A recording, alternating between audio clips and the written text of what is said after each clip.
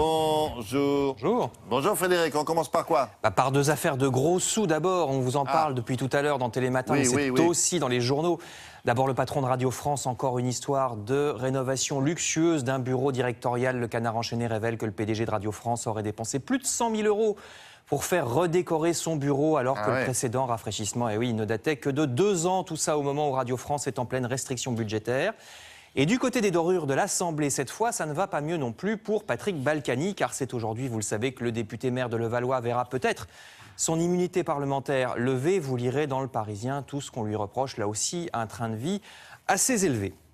Je poursuis avec un sujet qu'on commence à voir de plus en plus dans les journaux. Est-ce l'approche des élections départementales? Il s'agit des terres agricoles sacrifiées, vous savez, des champs cultivés, des pâturages, que les autorités locales transforment en zone industrielle. Vous allez voir des articles dans La Dépêche du Midi, Sud-Ouest, La France agricole, etc. Ils parlent d'en appeler au Premier ministre, 200 hectares sacrifiés dans un cas, 500 hectares dans l'autre. Là, c'est près d'Agen. Les pouvoirs publics voudraient construire une grande zone commerciale avec des hangars, ce qui détruirait des terres fertiles. Après, on se demande pourquoi le prix de l'alimentation augmente s'il n'y a plus de terres agricoles. En plus, tout ça coûterait très cher. Les collectivités locales y mettent beaucoup d'argent dans ces zones industrielles et les emplois qu'on fait miroiter ne sont pas toujours au rendez-vous selon les opposants. Article aussi dans Libération sur ce même sujet, mais au niveau mondial. L'article explique que nos poulets ou nos porcs sont nourris au soja brésilien. Or, le Brésil, pour faire ce soja, détruit sa forêt. Même chose, vous savez, pour l'huile de palme dans les biscuits industriels ou les pâtes à tartiner qui détruisent la forêt. Et les animaux, alors, qu'est-ce qu'on peut faire? Eh bien, les Français font déjà, regardez, ils se tournent de plus en plus vers le bio. Là aussi, plein d'articles ce matin dans Le Figaro ou Les Échos. Le bio marche de mieux en mieux, plus 10% de ventes l'an dernier, malgré les prix qui sont plus élevés. Il y a une vraie polémique d'ailleurs en ce moment au niveau politique. Vous lirez dans l'Humanité que le gouvernement a failli supprimer certaines aides aux agriculteurs bio. Finalement, elles seront maintenues.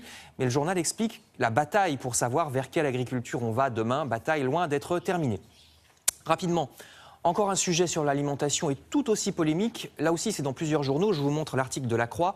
Certaines mairies commencent à supprimer les menus sans porc dans les cantines. Vous savez que depuis quelque temps, les cantines proposaient aux enfants un deuxième menu quand le menu principal avait du porc. Eh bien, terminé à Chalon-sur-Saône, à Lagny-le-Sec dans l'Oise, à Sargé dans la Sarthe, etc. Évidemment, c'est très controversé. Les uns disent qu'on discrimine les enfants musulmans, mais les autres disent que les mairies n'ont pas à s'adapter aux religions de chacun. On n'a sûrement pas fini d'en reparler. Enfin, je termine avec au contraire des États qui montrent une grande souplesse, mais cette fois envers les riches. Le journal Direct Matin révèle que dans certains pays, on peut carrément acheter son passeport, sa nationalité, contre quelques dizaines ou centaines de milliers d'euros.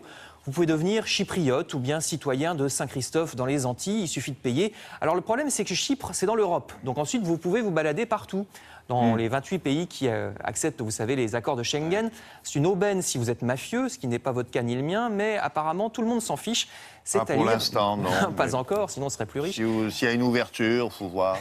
En tout cas, vous lirez ça dans Direct Matin. Merci beaucoup. À tout à l'heure, Frédéric, pour une revue de presse plus culturelle cette fois-ci. Allez, on fait sur les planches l'actualité du théâtre. Retrouvez Jean-Philippe Viau ce matin au programme. 2 extraits de